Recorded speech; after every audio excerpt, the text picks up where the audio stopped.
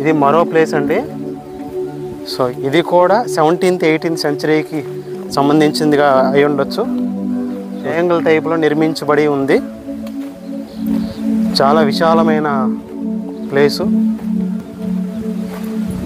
So ఎందుకని ఇలా నిర్మించారు ఏంటనేది ఒకసారి చూద్దాం. అసలు దేనికి సంబంధించింది ఇది?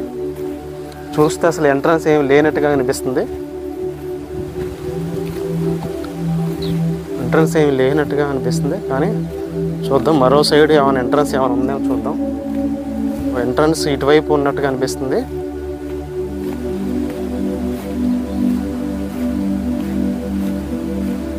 సో ఎంట్రన్స్ ఎక్కడ ఉంది? సో గేట్ క్లోజ్ చేసింది, బట్ ఏంటి అనేది తెలియదు. చూద్దాం. అసలు కనిపిస్తుంది.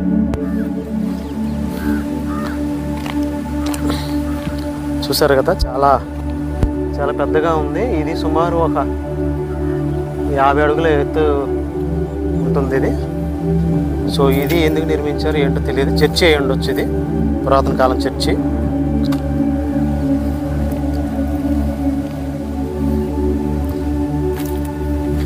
ఇది చర్చి లాగానే ఉంది.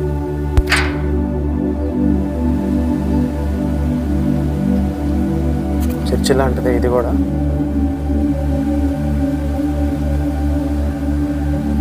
సామాన్లు అవి ఇవి ఉన్నాయి. ఇది కూడా చర్చి లాగానే ఉంది.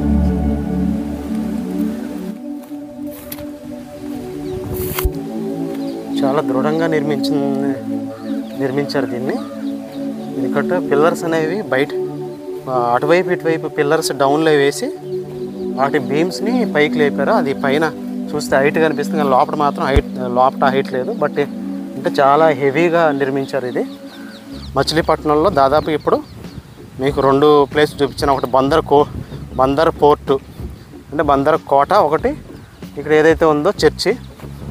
ఈ పురాతన కాలం చర్చి అంటే 17th సెంచరీకి సంబంధించిన ఇవి. సో అన్నీ ధ్వంసం అయిపోయి ఉన్నాయి. రక్షణ అయితే ఏమీ లేదు. టూరిజం కూడా డెవలప్ చేసినట్టుగా ఏం కనిపించట్లేదు. అలా వదిలేశారు, పట్టించుకునే నాదుడే లేడు.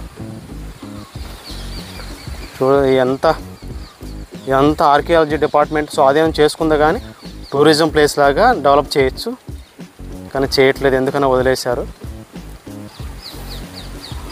చూద్దాం. సో ఇదండి ఈరోజు మీకు అందించిన కొన్ని ప్లేసెస్, వాటి ఇన్ఫర్మేషను.